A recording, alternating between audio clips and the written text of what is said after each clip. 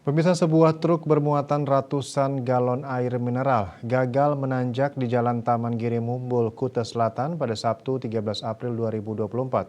Apesnya lagi, rem truk ini blong sehingga membuat truk tersebut mundur dan menabrak klinik, ambulans, sepeda motor, dan mobil.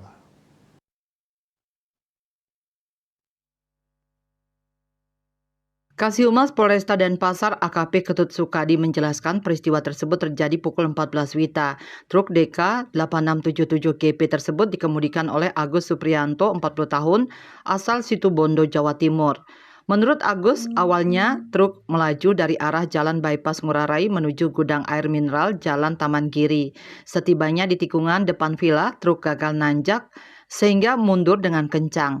Truk tersebut lalu menabrak mobil B 1006AA, Klinik Lingkar Medika, ambulans B1891 WYA, dan sepeda motor DK 3519 FAK hingga rusak parah tertindih kendaraan tersebut. Kertanegara Bali Pos.